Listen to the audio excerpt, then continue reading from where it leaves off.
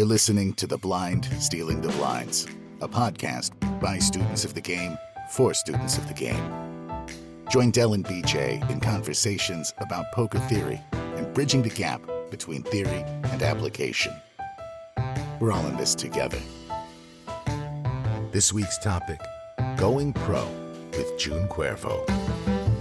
Hey, Del, how's it going this week? It's going well, BJ. I haven't gotten to play this week, mostly because I've been focused on working on my course of becoming a life coach, and I'm really excited about it. I've had a lot of fun doing it. I've managed to get through the first section of it, and I got 11 more sections to go. How's your week been? Well, first of all, congratulations. 1 of 11 sessions done, or 1 of 12. I think you said you had 11 left. That's great. I'm looking forward to when you get certified as a life coach, because that's going to bring so much more value, not just to the podcast, but I'm going to be selfish, me too, because I think a lot of people, myself included, could use the benefit of having a life coach, just to make sure that we steer ourselves on the right course. I want you to know, for many people, I'm willing to do this service for free. You, I'm charging double. Double free? I'll take that. Double the price of free. Awesome. No, this week's been great. We reached a milestone at work this week. We were kind of in an impasse and tensions were high and there was a lot of stress going on. And finally, Thursday, we came to a head and reached a decision that everybody loves. And I'm not going to say it's blue skies moving forward, but it's going to be a lot less contentious going on. And I told everybody, I'm taking Friday off. You'll find me at Maryland Live. I'm taking the day off. So true to form, I took the day off, and both my sessions, Friday and today, were killer sessions. I didn't do anything spectacular. I pretty much played my ABC game. Today in particular, I was really proud of my mental game. I was stuck a ton. The first 3 hours, I was card dead. I had nothing better than top pair. I was losing hands left and right. Even if I 3-bet, I might get 4-bet, or I might completely whiff the flop with no equity continue, or I'd end up with second best hand. And I told myself, just keep on keeping on. Stick to the plan. It'll turn around. Don't force it. Just take the spots as they come. And I ended up turning it around and making like 25 big blinds per hour. It's been a great week. And I have to credit the conversations that you and I have had about mental game and resilience and all those episodes that we've had to prep for. So thanks for forcing me again to do this podcast. So I really appreciate that. Well, I'm glad it's been a plus EV adventure for you. It has. So in terms of lessons that we've learned over the course of our poker career, we are honored this week to have June Cuervo as a guest. June Cuervo is a professional poker player and game designer, originally from Oakland, California, and currently residing in Las Vegas, Nevada.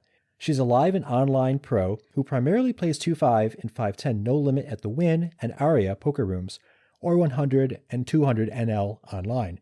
Outside of work, she's passionate about roller skating and going out on adventures with her wife and 2 dogs. June, welcome to the show. Hey, how's it going, folks? Thank you so much for having me. I really appreciate that. Thanks for coming on. It's great to have you. I got to ask, game designer. As a gamer myself, I played Pathfinders. I grew up in high school playing D&D, the old third ed. What's it like being a game designer? And I got to ask how that ties into poker.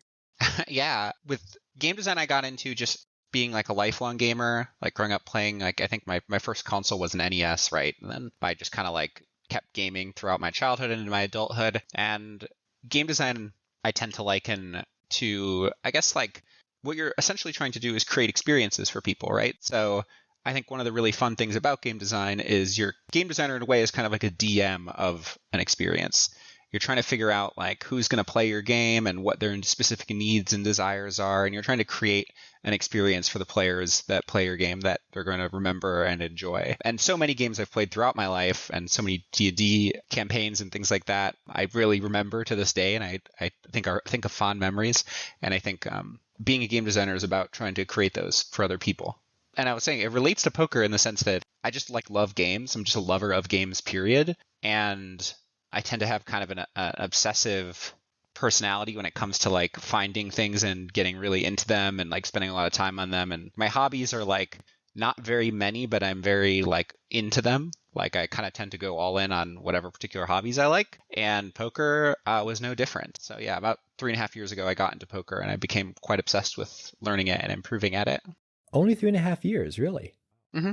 Yeah, I used to play this game Magic the Gathering. This is common for anybody who's in the poker world, which is a sort of heavy variance strategy card game. and there were tournaments for it and things like this. So I played this game growing up, and I played it as a young adult and even as an adult. And, over my time playing it, eventually I met somebody who played poker, and they were like, you really seem to be good at this Magic game. It's really fun, but you should try poker. I bet you'd be really good at it. Turns out they were right. And I mean, it wasn't at first, of course. I think I lost I don't know. I remember losing my first $5 buy-in on Global Poker and crying internally. I wasn't that emotionally wrought about it, but it's one of those things where, everybody has their own poker journey, and poker is a very counterintuitive game to learn. So I think early on in my poker career, I experienced a lot of the same pitfalls basically as everyone else. I also played Magic the Gathering. Rad. I played it in college. I played it a little bit after college, but not really that much. And I think it's interesting the way that gaming ties into poker, especially in the RPG realm. You mentioned your first console was a NES, and I'm thinking Final Fantasy. I've played almost every single Final Fantasy game there is, and you're trying to tell a story. Dal and I just finished a podcast series about bluffing, which kind of ties into our previous series about betting, which all ties into telling a credible story. And that story has to be compelling. And if it's not a compelling story, you're not going to want to play the game. You're not going to want to continue. And as a game designer, I can imagine you're looking at these hands, trying to manufacture EV or these spots to try to give your opponent an experience that maybe they have value when they don't, or that they can bluff when they can't. I don't know if you could talk more about that. Yeah, so I think in practical terms, what you're describing is you're trying to play a hand in a way that's sort of essentially the phrase that I use often is you want to put yourself in a part of the game tree where your hand is the most profitable. And that might mean checking a marginal hand with the intention to check call, or overbetting a value hand to try and extract the maximum with a hand like that. And I think a lot of the time that idea of telling a story, that's shorthand for playing your poker hand in a way that makes the most sense or is most likely for your opponent to take the actions that are profitable for that poker hand. For example, it's not like you're loving a pot-sized river bet with top pair no kicker in most situations.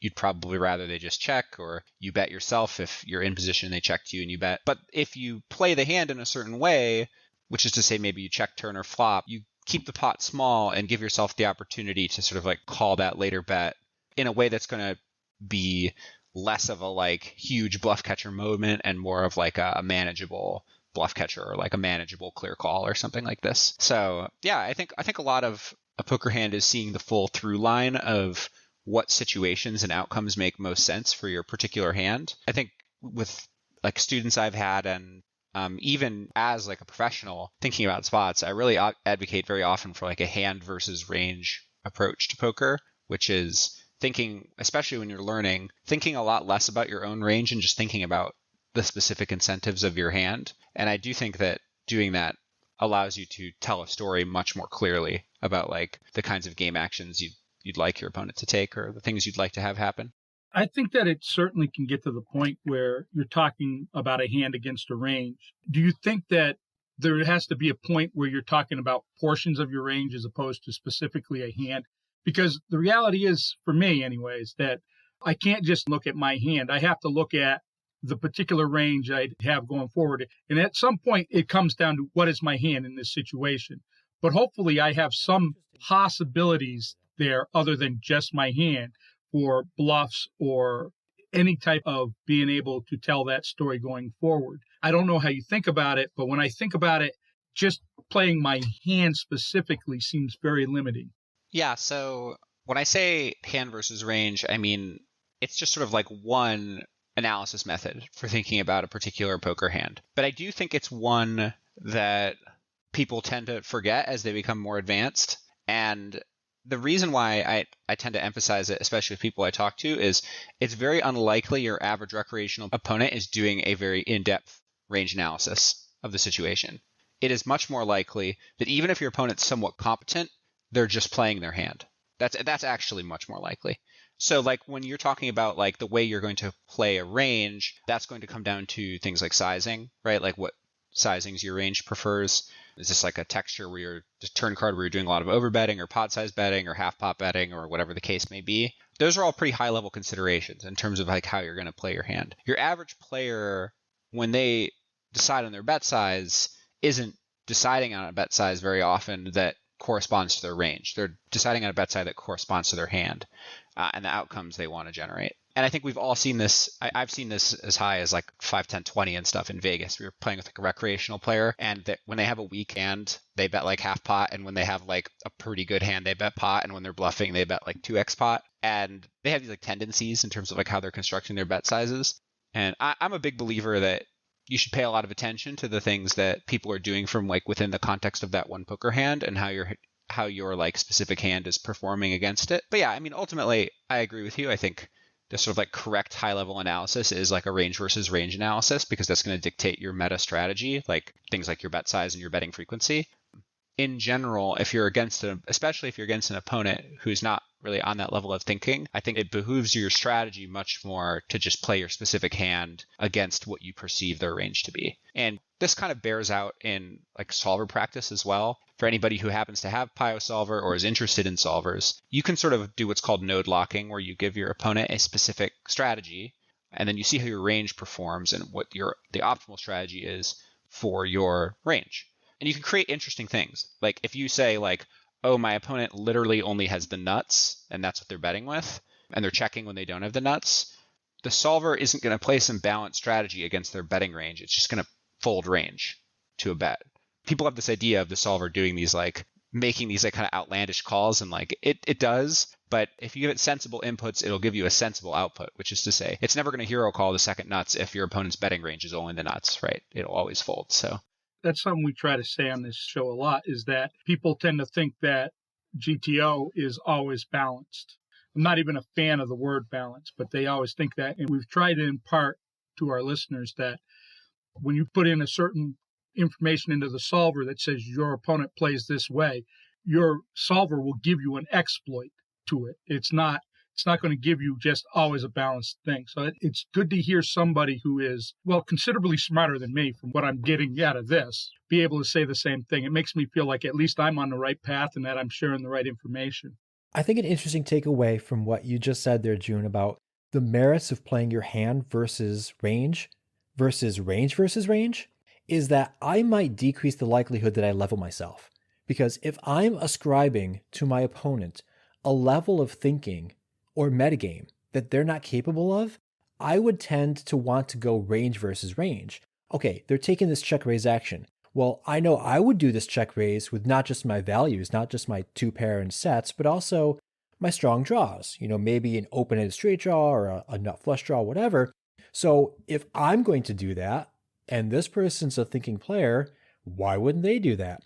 The likelihood is low that I'm going to be up against a player who doesn't play just their hand, but actually plays their range. So when I do a range versus range construction and I fashion my metagame in such a way, I open myself up to leveling myself, which Dell's heard me say multiple times I've fallen victim to. I've probably lost my biggest pots by leveling myself and backing myself into a corner that I can't get away from because I didn't just play my hand. So I'm curious, how did you come about that realization where it makes more sense to just play your range versus when it makes more sense to actually go range versus range? Like, what was your experience that led you to that? Because that was an epiphany for me right there. Sure, yeah. So firstly, I'll always say this is what I've told a student of mine this the other day, and I think it rolls off the tongue really well. Regs are nits until proven innocent. Love it. And it's one of those things where you have to remember that your average reggy player, even one who understands some nuances around how poker ranges interact and understands that when they check raise a turn, they have to have the correct proportion of bluffs based on the sizing they're using and all these things. Let's say you have someone who understands all those things. It is now even another step further for them to dig that up inside themselves and execute it. And I think that that's something that, people don't really appreciate, is like for some of us, when we started turn check raising, for me in the womb, but I don't know about anybody else, but when I started turn check raising people, that was something that you start incorporating into your strategy. I was like, oh, well, I can't always do this with value. I have to have bluffs. And then I would think about bluffs, and then I ended up bluffing too much. Like I kind of never had it when I was check raising. And then with my value hands, I would just bet. I would never check. So everyone has their own ways that they arrive at these different things. And I think that as an online player, you play a lot of volume, you can try a lot of things, you can be very experimental. A lot of regs are live players. So as a result, even if they understand how these spots might be constructed in theory, it's very unlikely they're actually going to execute on it because they're playing such a low volume. Like how many turned combo draw check raise bluffs do you get in a month if you're playing 40 hours a week? One? Let's see, 40 hours Maybe. a week. So you're getting like 30 hands an hour. So like 1,200 hands. You're probably folding. Yeah. You're probably only playing 20% of those hands. So you're talking about 240 hands. Yeah. Once or twice. Yeah. Once or twice, maybe. And that's also true. Like, and then you're talking about other spots, right? What about button versus big blind? That like never happens in live poker. It's such an common online spot. You play button versus big blind, like I swear to God, like half the pots. That's like where you start almost studying online. When you compare that, it's like, oh, well, what about button versus big blind flop check raises? Well, that's like a pretty uncommon live spot that is quite rare to get in that spot where you have like a reasonable check raise bluff, but big blind versus button. Especially one of the more unintuitive ones, right? So if you spend a lot of time studying a spot, you might find like, oh, wow, I'm supposed to be like, I don't know, if there's a board like 6-7 queen with a heart and you have like king 4 of hearts in the big blind. That's like a mandatory check raise from a theory perspective. Backdoor straight draw, backdoor flush draw, blocking kings, blocking king queen, like you just always check raise this hand. So how many times, like if you study that and you learn it, how many times are you going to be in a spot where you get to implement that in a live poker setting? I think I've gotten a check raise like that like 4 times in a year of playing poker, maybe. Like I can think of like 2, so it's like I'm going to maybe say a couple more times I'm forgetting. But you see what I'm saying here where it's like the people who play live poker, especially the regs who only play live poker, the volume is low. So the likelihood that they're correctly implementing a strategy is low. And the likelihood that they're being results oriented and just playing their hand against you is much, much higher than most people give credit for. So as a result, I say I actually start as a default by playing hand versus range in big spots. That's the default because you have to, like, my general exploit is that in these like turn check raise spots, they're supposed to have a lot of counterintuitive bluffs in single raise pots. If you're playing like 150, 200 blinds, they're supposed to have like middle pair gut shot nothing that they check raise and then rip river with. And it's like, I've never seen that in live poker. I see it online, like the opponents are tougher and there's more volume and people are willing to go for it a little bit more, but you kind of don't see the like naked like set blocker gut shot brick out and then go for like a 1K pot, like, or like a $1,000 river bluff. Like it's not that common, right? So it's like, it's not even uncommon from a results-oriented perspective. It just doesn't really happen. I would go as far as to say it's quite rare. And if you did do something like that, I do things like this, and then get called, people will be like, "Oh wow, you're like a whale. Like you must be horrible to make this play, right?" Because it looks so weird. It's like not a thing that you're like you think in your head you're supposed to do. So, in a kind of roundabout way of answering your question, I think it's important to just begin by accepting that your opponents, they do bluff, but it's about finding parts of the game tree or types of hand, like, maybe in a plain English way of saying that is poker situations where bluffs are a little more likely. But like turn check raise jam river is not a hot, like there's not a lot of bluffs happening in live poker in that line. So yeah, it's just being aware of that, like actually trusting your gut on those things too, where it's like, I understand what my strategy is, but like your average reg just is not playing these strategies. They're much more concerned with just getting value with their good hands and like not bluffing it off. Yeah. See, June, you thought you were coming on this podcast to talk about what you learned from a year of playing professional poker. You've actually come on this podcast just to teach BJ and I some poker theory, and we appreciate that. Well, I will say that like these are things I've learned this year. Like this is I think very in keeping with the theme of the show, because I didn't think this when I started playing when I moved to Vegas to play poker a year ago. I had a much like, I don't know, I was very like, I trusted that people also studied. I thought that people cared about being good poker players. That was my assumption. That was very misguided. No, I love it. They did not. It is so wrong. Okay, so I violated one of my key principles today in the session because I was a little bit emotionally compromised by the reaction. I ended up 4-bet shoving with ace-3 of clubs. I'm not going to go into the details. I won, ace-3 of clubs held up, and people looked at me just like June, just like you said. They looked at me like I'm a terrible whale. What's going on? And I turned to the guy to my right, and I'm like, if I'm not 4-betting a polled range, what am I doing? And he looked at me as if to just say, what does polled mean? Well, that's because they don't know. They don't know. But to June's point, a lot of these players don't have any interest in getting better. And Del, you and I have preached often on this podcast the Pareto principle. Focus on the 20% of theory that gets you the 80% of the benefit, or focus on the 20% of formations that get you the 80% of the EV and the equity that you want out of your sessions. And you'll likely come out as a winning player. For that remaining 20%, that's a tough nut to crack. And I think, June, that's where you've spent a lot of your time over the past 3.5 years learning, especially this past year, learning how to bridge that gap between theory and application for that remaining 20%. So what was the biggest lesson you learned over the past year? What brought you to that next level? I think a lot of what I learned over the year really is summarized by firstly saying that nothing is easy in poker. If it was easy, this would be like a trivial. The podcast would be like, do these things, go home, right? Like there would be no poker community discussing it. There would be no dozens of podcasts. There would be no theory books. There'd be no solvers if it was easy, right? So everything's quite difficult.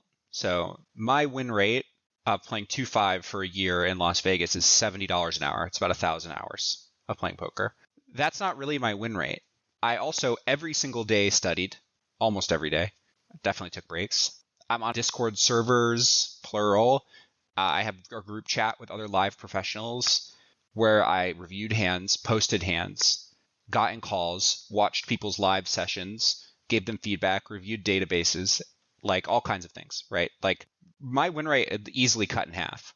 Like I spent just as much time off the table as on the table, fully immersed in poker. So like really when people talk about their win rates, they're talking about I sat down at the poker table and pressed play on Poker Tracker and now I'm playing poker and then I cashed out and then I typed that into my thing and that's my win rate. That's not really your win rate, right? Like because so much of your time external to the table is devoted to achieving that win rate as an investment.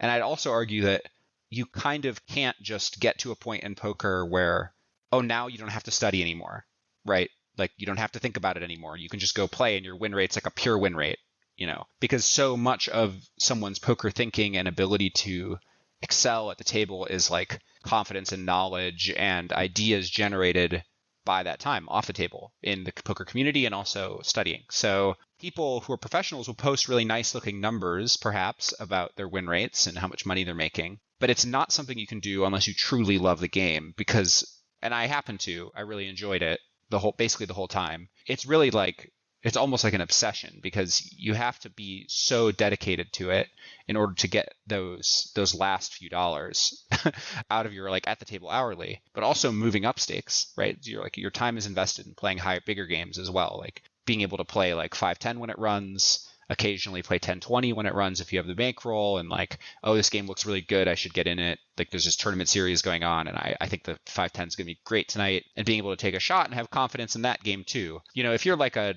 $45 an hour winner in 2-5, unless it's a very soft 5-10 game, you probably shouldn't be playing 5-10. Like you're just going to play against way more people who are going to like kind of obliterate you. So it's like it's very much worthwhile to like spend a lot of time studying for like that reason as well. But all of that cuts into your hourly. The time driving to the casino, the food breaks, the tips, everything. Like it all cuts into your hourly at the end of the day. So big lesson is you do really have to love it and love poker and love being immersed in it, I think, for it to be something that's even viable for someone, because it's so big and complex. So that was like, I think maybe the biggest lesson was there's no like, to have the kind of win rate that I had, there's no half professional poker player really. Like you can play part-time and be profitable, but getting those last like 3 to 5 big blinds per hour just requires like a ton of effort to really get. So, and it's very worth doing because, it sets you up for your success in the future as well. So that's a big lesson for me, is just how much time commitment there is in the whole professional poker player thing. I think that's fascinating. And by the way, this is a really good segue into something that I mentioned a couple weeks ago, that I was going to take on a challenge where I would, at the conclusion of our bluffing series, create a bunch of videos on YouTube once a week for 2 weeks to talk about how we carry our range through the flop that includes both value and bluffing. And I realized within a day that there was no possible way I could do this because I had never done video editing before. So it took me a long time to learn video editing, and now I think I'm set up to it to where maybe I could post a video every other day. It's still not going to be every day for 2 weeks, but your point, June, about that eats into my hourly. We're doing a podcast, and Dell and I actually both consider the research, the actual podcast, as study because we are talking about the game and theory and behavior, whatever. And now I'm learning about video editing, which is all in the service of doing these bluff and value flop positions. That's still time. And I'm thinking last week, my 13-year-old son says, Dad, you spend every day downstairs on the gaming computer. Why do you spend so much time? And it's because I'm doing all of this meta activity surrounding poker, either studying or preparing material or preparing content. I had never considered that that actually eats into my hourly. And that's an amazing thing. It's almost like a school teacher where you don't just teach in the class, you have to go home and grade papers for like 7 hours. So I got to ask, given that you spend so much time as a professional player on the table and off the table, immersed in the game because it's an obsession, it's a thing you love, how has your lifestyle changed and how has your wife taken to it? Because I mean, that's a relationship issue that I have to speak about with my family as well. Oh, well, luckily she plays full time now too. Jealous. I wish I had a wife that played full time too. So, That'd yeah. be awesome. It's good. I mean, it's funny. When I got into, like, Melissa and I, her name's Melissa. We've been together 10 years. We've been through a lot in terms of just our relationship. Whenever you're with someone for that long, we met when I was like 22, so I'm 32 now. So the cool thing about our relationship is we're both very enthusiastic about the things the other person gets into. So, like, she got really into roller skating. I got really into roller skating. She went to like a local comedy theater to do live improv, and then I took classes and I started performing improv comedy. I started playing poker, and she was like, oh yeah, I saw that on TV as a kid. I'm going to learn how to play too. So, like, just the dynamic of our relationship is and I think in some ways a really successful part of our relationship that I think gives me a lot of hope for our relationship in the future is just that we are very into what the other person's into, broadly speaking, and willing to try it at least. Like, there have been things where I'll try it and I'm like, yeah, I don't want to do this. I have other things to do. And like vice versa, not every single thing where like we take to or whatever, but we always put some effort in. And with poker, that happened for her. And then she kind of realized as I was getting better and better at it and I was making money, she was like, oh, well, I hate working. And then she started playing a lot. And then when I got laid off like a year and a half ago, I was like, hey, I'm really going to go all in on this poker thing. I'm going to like really, really play. I've seen a lot of numbers. I think it's sustainable, etc. And she's like, yeah, me too. I'm just going to play a lot of poker and see how it turns out. And she's a very, very fast learner. And she's actually a much more diligent studier than I am. So I think I had a better intuitive grasp of the game from my gaming in my life. And poker came slower to her in that sense. But she's a much harder worker in terms of actually putting in the theory work. So from a lifestyle perspective, we both play full time. So really it's like wake up at noon, exercise, walk the dogs. And then it's like, where do you want to play today, hon? It's like, do you want to go to the Wynn? It's like, we always go to the Wynn. Do you want to go somewhere different? And then we argue about that. And then we end up playing what we're going to play and play a session. So I think I kind of alluded to this earlier, but I'm going to probably go back to working a job, or I am going to. And I just had a really great opportunity come up that would be kind of silly to pass on. And in doing so, she's going to keep playing full time. So she'll continue to play full time and I'll have my little job. We like to joke that I'm a washed up pro now. Nice. At 32. Washed up pro at the ripe old age of 32. Absolutely. So Yeah. I love how a lot of couples will argue about where to eat for dinner and you two will argue about where to go to crush souls.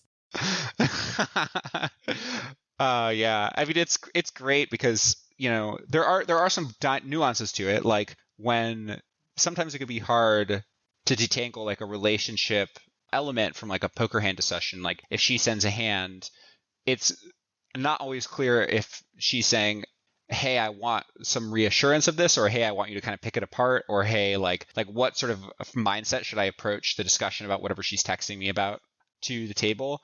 Yeah, I mean, I like to think I'm a pretty good communicator. There are definitely moments where it was tough, but like now I'll just be like, hey, nice hand. do you have any questions? Like, do you have anything you want me to say, like, about the hand or whatever? Rather than just be like, oh yeah, this check raise is punting. Like, you can't do that, or like whatever like very harsh, non-helpful thing you might say to somebody who just lost like a $2,000 pot or whatever, right? It's like you just have to like, you have to like try and read the room a little bit on that. But I think it also has caused me to approach more poker relationships with a little more empathy too, in the sense that not everyone wants the same thing from every interaction about poker strategy. Sometimes it's okay to want a little reassurance on how you played something without going too in depth on it. And I think that's like a helpful mental game thing too, where it's just like, you don't really need to like deep dive on everything you do.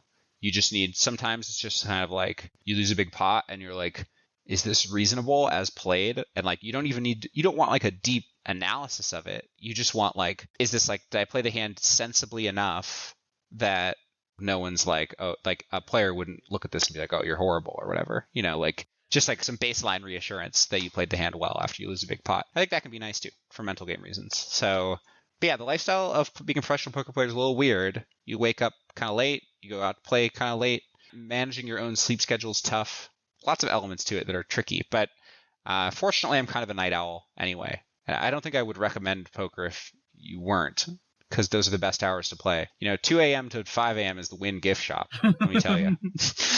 People are rolling in from the pits, ready to play some poker. So, you want to be awake for that. So it's one of those things where I think in general, having like a sleep schedule that's accommodating of what I call the degen hours is nice when you're a professional poker player. You're starting this new job. One, I want to know if you're excited about it. And two, I want to know, do you see yourself returning back to full-time poker in the future? I am excited about it. I love game design. I was kind of burnt out on it because I did it for 7 years straight before transitioning to poker. But yeah, I'm excited to do the job. It'll be fun. I like video game design. I'm working for Niantic. They're the people who made Pokemon Go. I'm not working on that game, but they're the people who made that game. And they seem like a great company, and I'm broadly just excited for that because it's exciting inherently to start a new endeavor of any kind. But yeah, definitely. And I'm going to keep playing poker even when I'm working. Like, I'll play as poker as much as I played it when I worked my old job and went to the live poker room, or like to a local poker room to play live poker, which was like 3 times a week. So I imagine that won't really change. Once I get settled into the new gig, I'll be playing some more poker. So I always say that it's like, really now I'm just going to be working more because I'm not going to like not play poker because I love it so much. So you're going to end up playing a lot of poker still. There's kind of no way around it. And I think that's kind of the beautiful thing about the work I've done in poker is if job doesn't work out for any reason, it's kind of no big deal. I'll have something, at least in the short term, no matter what, probably for the rest of my life, where it's like I'll always be able to like make some money. So I would like to try to do 2 things. Honestly, I don't know how to say this without sounding like it's bullshit. As I'm thinking the moment you say this, it sounds like bullshit. June, the fact that you're trans means nothing to me. I invited you to be a part of this podcast from the point of view of being a woman playing poker, being abused at the table. When you were on Veronica's podcast, there was a lot of conversation about that. And I would just like to bring up the fact that you were on that podcast and that there was a lot of conversation and how that's been over the last year, if that's all right. Sure. Yeah, absolutely. So if it isn't obvious to an average listener by the sound of my voice, I'm a transgender woman. I like to say I was like thinking something was amiss in the realm of my gender for a long time, but really in the last 2 years is when I was sort of like actually accepting the reality of my situation rather than running from it or pretending it doesn't exist or some various other forms of coping with these things. And I think I discovered poker not long before I started seriously considering the idea of a gender transition, and those things were pretty connected for me, which is kind of cool, I think, when I get to think about this chapter in my life is poker is very difficult and gender transitions also very difficult. And I think of them really as 2 of the most difficult things I've ever had to do, period. And I kind of did them both at the same time, which I think is cool, like just as a life thing, right? Veronica, I know through Instagram, actually. That's how we started talking. And what I would do on my Instagram is I would share anecdotes at the poker table of things that happened to me or conversations that I had that were sort of related to my transness. And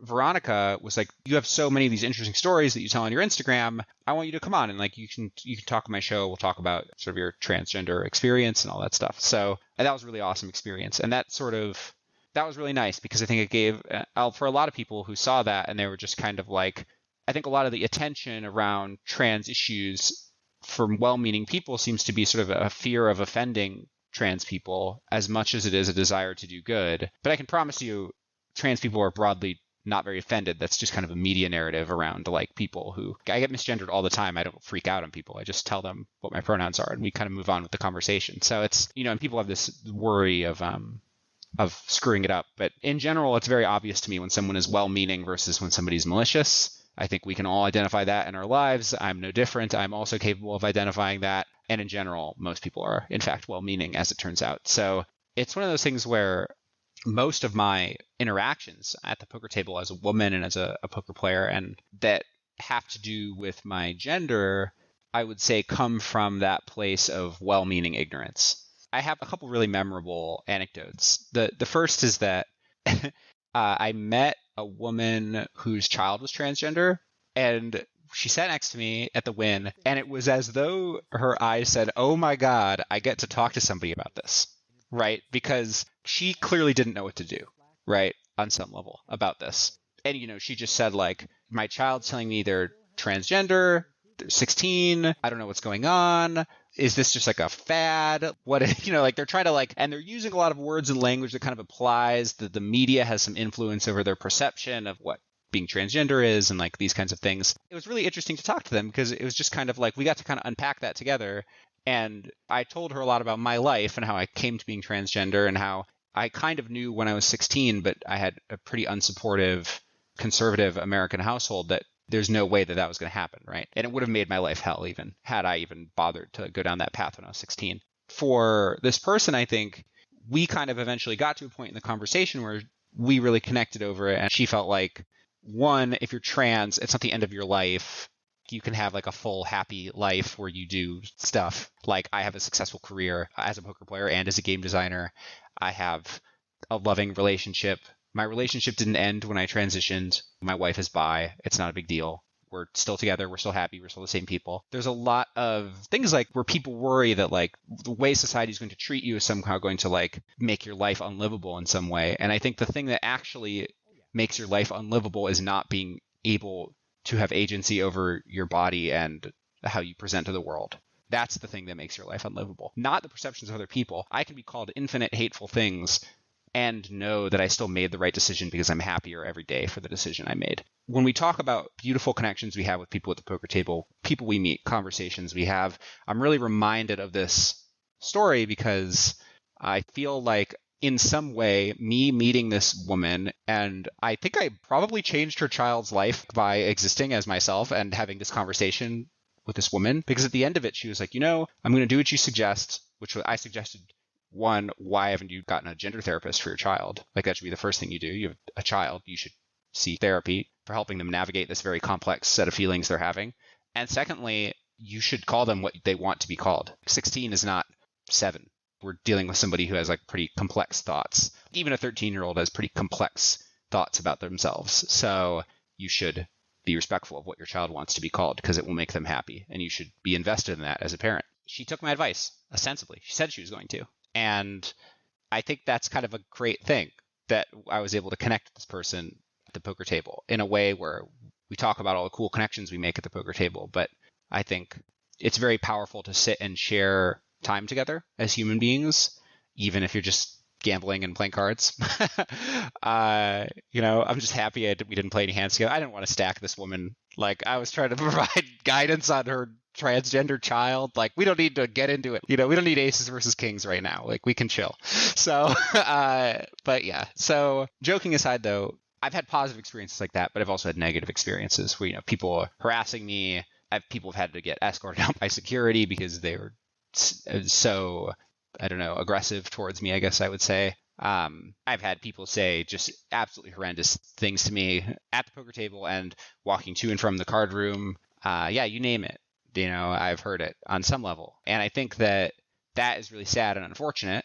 And at this point, the thing that I try to compel people to think about is not how do we create less of these comic book villains that are shouting slurs at me. These people are just doing what, like, you're not changing anyone's hearts and minds talking to these people. Do not engage. Back down from the like nonsense these people are spewing. Instead, find the people whom are the targets of these attacks, verbal or otherwise, and do what you can to be a part of their lives and support them. Because for me, the thing that made these momentary blips in my life where I was targeted and harassed for whatever reason tolerable are great staff and friends. The Win card room and the Resorts World card rooms have fantastic staff who handled the situation very efficiently and swiftly by removing this person from the space, apologizing to me, and then making it clear that I was safe to continue to play in that place. I've had people repeatedly misgender me, and then eventually I'll say, like, I was playing a session where someone was misgendering me repeatedly. It was unclear if it was malicious at this point because it was so repeated. And I was pretty frustrated. And the floor came over and actually pulled them aside and said, you're going to have to leave if you can't get this right. This is at Resorts World. And I really appreciate that because it's sort of like, it's not just a word. It's, you know, this is important. This is like who I am. And I need you to just be on a baseline respectful of that. So very long-winded way of saying that don't worry about the people who are doing these, like, harassing people on the internet or targeting them. Like, you just want to ignore them. You want to focus on the person being targeted. It doesn't have to be for trans issues, any issues in general, and just sort of make sure that that person's safe and knows that they're welcome to continue participating in the activity. Like, that's the important part. It's interesting what you just said there because it means I can't really do much.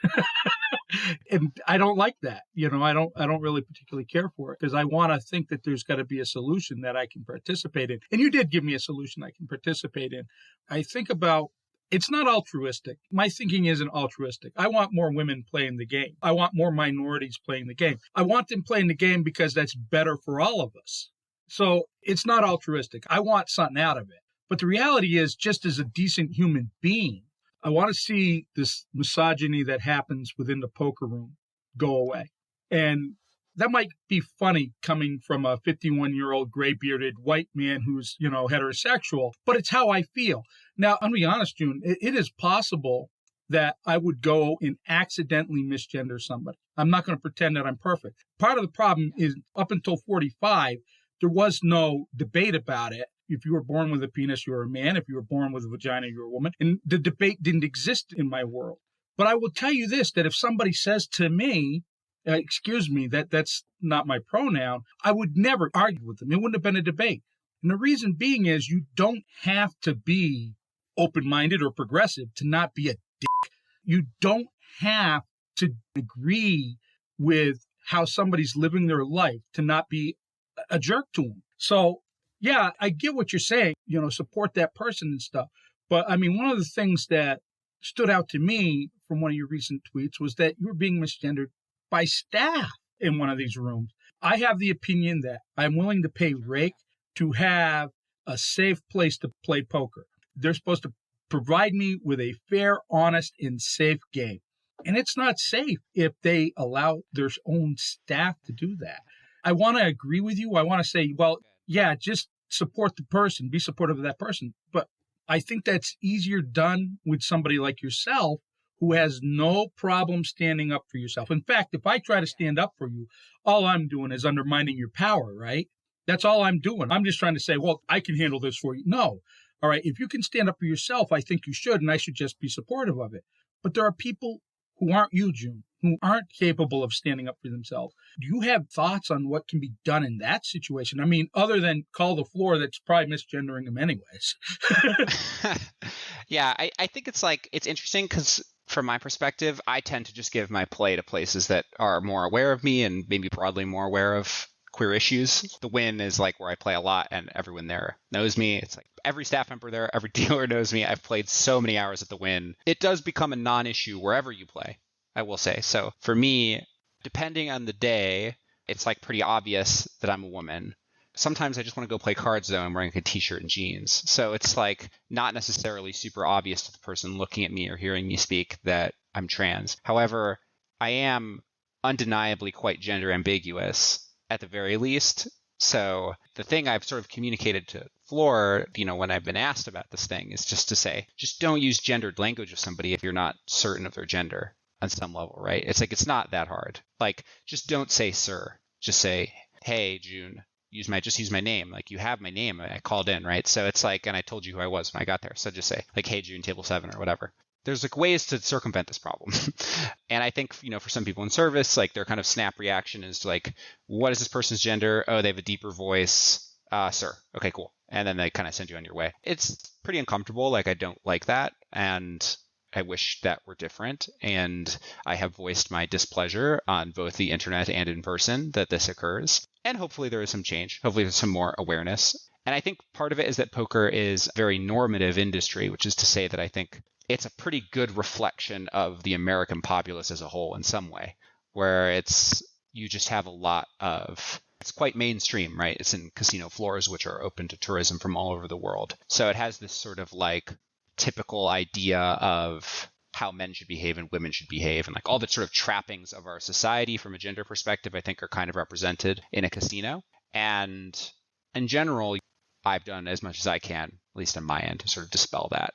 I will say too, it's like, it's not all bad and it's not all good. Like I said, the win is amazing. Like, I always have such a great experience whenever I'm there. There's never any issues. And part of it is that when you play somewhere less, they don't necessarily know you. They can't necessarily figure it out on their own. And also different cultures, right? Like, a lot of floor staff, they speak English, but it's like clearly not their first language. They've maybe never even met a trans person in their entire life. I've had many conversations with people. This is a good story. This is actually about Johnny Vibes, which is funny. We were sitting next to each other playing, and I said, talking a little bit about trans issues, and I said, Mr. Vibes, have you yourself ever met a transgender person before this moment? And he thought about it, and to his credit, he said, I actually don't think I have.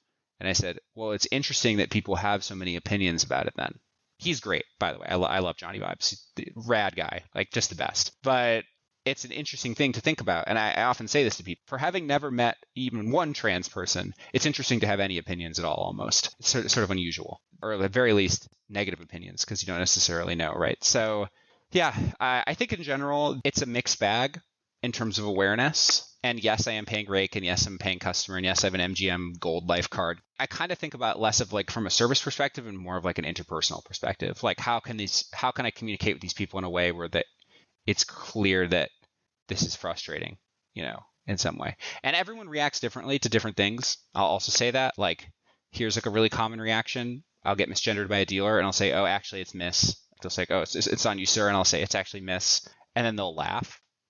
And I think there's a way to take that where it's like, oh, are you laughing at me? Like, is this funny to you? There's a way to be kind of aggressive, right? Whereas my reaction is usually, this person either genuinely thinks I'm kidding, which I'm not.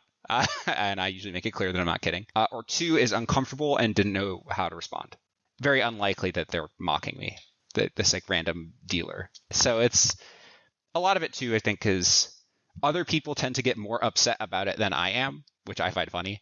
I'm not super upset. Like, I'm not fuming that the floor person at the Aria misgendered me, and then the dealer, when I sat down, misgendered me, and then the cage person misgendered me. It's annoying. It makes my day slightly worse that it happened. I'm not losing sleep over it, right? So, I try to use my...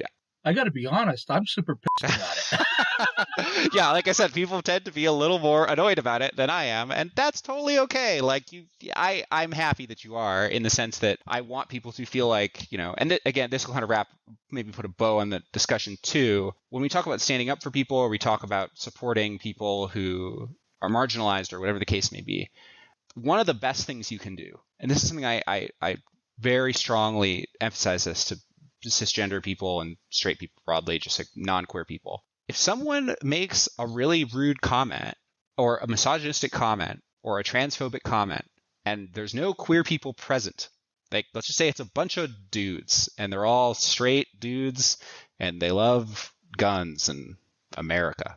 Okay, that's the picture I'm painting for us. Which, there's nothing wrong if you love guns in America. I too think guns are pretty cool. And I think America's all right. So, we have some common ground. I'll say that you should tell that person, hey, come on, man. Like, that's not really cool. That's it. That's all you got to do. It's not like, I do it all the time. Trust me. All the time someone makes a comment and I'm like, hey, we shouldn't really be talking about women that way, right? And I'll just say that. What are you good? It's undeniably true. That's the thing, I think, for most people, is they make the misogynistic comment and then you say, hey, that's like not really an okay thing to say.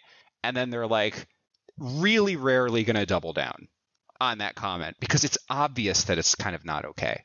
They kind of know it's not okay. Everyone's like, very often a lot of people are thinking that it's not okay, right? And you can even de-escalate it from there. If they try to escalate it, you can just be like, hey, I'm just letting you know how I feel, man. It's all good, you know? And having one person at the table who's willing to just sort of say that goes a long way to making that kind of comment unwelcome, right? I think people, especially men, underrate how much power they have by saying, come on, man, don't say that. That's it. You have so much power in like the social power you have in letting someone who perceives you as an equal say that you don't find what they said appropriate is very large. So really encourage people to utilize that power because I don't have that power anymore. I have given it up. I have cast my male privilege to the wind when I took my first shot of estrogen. And in doing so now, I do stick up for myself and I do try to advocate for what's right. But the same kind of person making a misogynistic comment is going to take me less seriously than they're going to take you. And I think that's the thing I try to impart. I think that's amazing advice, and I'm going to take that to heart. I came across a scenario a few weeks ago that I shared with Dell where we're at a table, like you said, of just dudes, and somebody made a chauvinistic comment. I didn't say anything. And I came to Dell and we were talking about it. And what we came down to was that no one said anything because they sought the approval of others at the table. So I have to challenge myself, challenge Dell, challenge our listeners. What's more important? Is it more important for us as our cisgendered, white, heteronormative males to seek the approval of other cisgender, white, heteronormative males? Or is it more important to just make that one comment? Like, dude, can we not talk that way about women? And just leave it there. That's actually a really easy, low-key, low-stress way and easy to de-escalate if anyone says anything otherwise. I just want to let you know how I feel. That's all. That's it. For me, I'm going to come down on the side of the fence where my personal satisfaction of having the approval of everyone else at the table plays second fiddle. I don't need it. It's more important to me to make that one easy, low-stress comment. So I would challenge all of our listeners to do the same. I think that's amazing advice. I'm glad you shared that. I will also just say it's not necessarily like everybody fits into a category and we all sort of make sure that every category is included or anything like that. I just think it's kind of obvious, at least to me. I think it's also obvious to most people when a comment is kind of dehumanizing or objectifying or whatever, right? And whenever you identify that feeling, which is a feeling that we've all had where we hear something and we're like, that doesn't seem right, just in this small way, act on it, right? And it's not necessarily even about the maleness or the whiteness or the straightness of any particular group. It's just that, I mean, I've been at tables with like 5 women and someone's made a comment like that, right?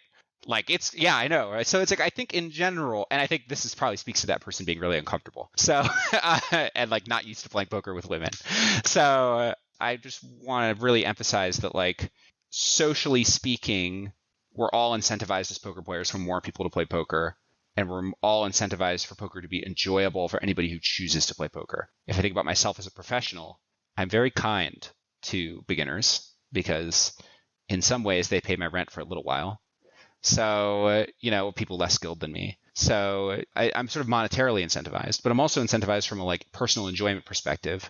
I think poker is a lot more fun when there's a lot of diverse voices at the table, when there's lots of topics of conversation and people are exchanging ideas freely and have lots of different life experiences. I think that makes the game much better and much more beautiful. And also just from a like poker economy perspective, like more people playing poker is more poker rooms, more games running. Oh, are you really bummed out that 510 doesn't run at your local card room? Well, one day it might if you try to like get more people playing poker. There might be a day where 510 runs regularly at your local card room. So there's a lot of incentives. All the incentives point towards being inclusive of people and not making people feel excluded. I know that you offer free coaching to trans persons. Do you still do that? Are you still going to do that going forward? Yeah, I am. I've had a couple people reach out to me and get some coaching from me, which I'm very humbled that people took me up on the offer at all. I expected that to just be like, I don't want to say virtue signaling because I am trans, so that'd be kind of weird. But I I didn't necessarily expect him to take me up on it, just given that there's not that many trans people who play poker, but there are some. I've actually had some pretty cool moments where people have reached out to me to say, hey, I've really started to realize that I think I am transgender. I think it's really cool that there's at least one other poker player who is publicly visible in some way who plays and is trans. I think that's really neat. So yeah, I've had some people take me up on it. Not in any sort of serious long-term way, but like I totally wouldn't mind if anybody's listening to this podcast and is trans and wants free poker coaching, you know where to find it. Yeah, we'll make sure to put the details in the show notes and on our website. Thank you for sharing that. That's awesome.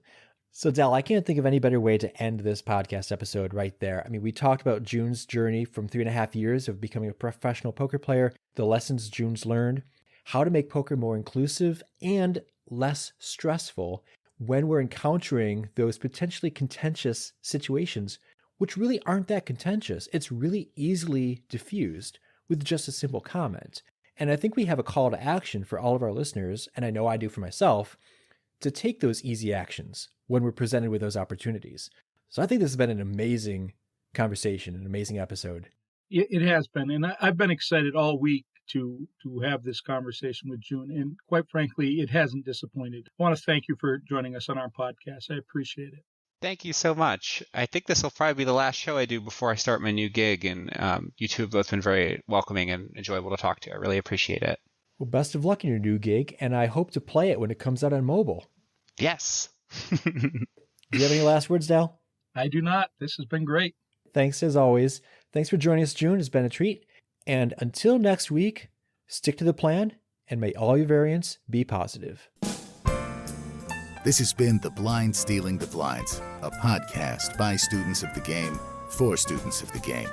If you haven't already done so, consider subscribing. And when you're not counting your chips, take a moment to leave the guys a review on Apple Podcasts or wherever you get yours.